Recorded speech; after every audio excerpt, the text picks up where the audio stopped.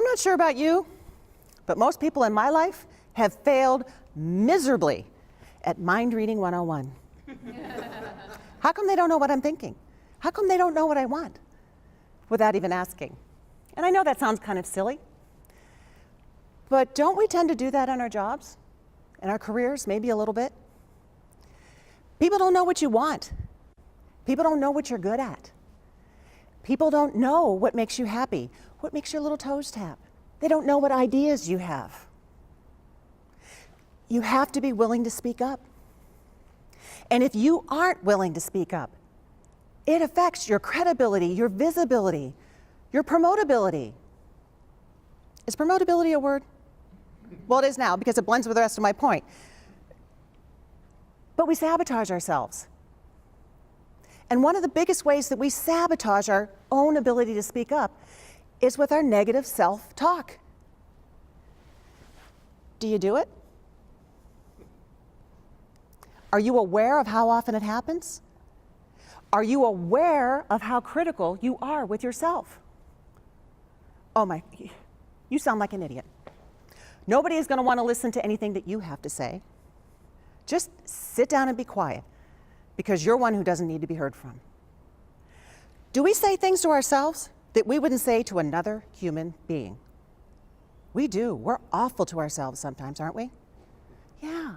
But that negative self-talk, that negative head chatter that we have, is taking up so much of the capacity that we have to be confident and communicate confidently. It's kind of like a conversation that you go into with someone and you don't get a word in edgewise. Do you know what I mean? It's like you're talking to somebody and they're talking so fast, it's like they don't even take a breath. You can get a word in edgewise even if you wanted to. Do you ever have a conversation like that? Yeah, that is your negative self-talk inside your head. It just jams up the capacity for you to show up in the way that you need to. You know, I have regular conversations with a gal named Nellie. Sweet gal. But every once in a while I kind of tick her off, and all of a sudden she turns downright resistant. She's not so charming anymore. She turns into negative Nellie. And negative Nellie is my inner critic. When does your negative Nellie or negative Nate, when do they come out? When is it that it's their voice that you hear? Because you've got to be able to coach them, whether it's your Nellie or your Nate, to change that talk, to reframe that conversation. Because as long as you aren't speaking up, you aren't making the ask. And I'll tell you what, in today's workplace, you have to be an advocate. Because the days of working hard and hoping that you're going to get recognized and somebody's going to say, you deserve a promotion, they're done. That ship has sailed. You have to be willing and speak up and advocate for yourself. So I have a friend, her name is Marie. She works as the Chief Marketing Officer for a global financial services firm. Marie wants the Chief Client Officer position that the company is creating. It's a promotion for her. So she's telling me this, and I'm thinking, well, who at your company knows that you want this job? And Marie says to me, everyone.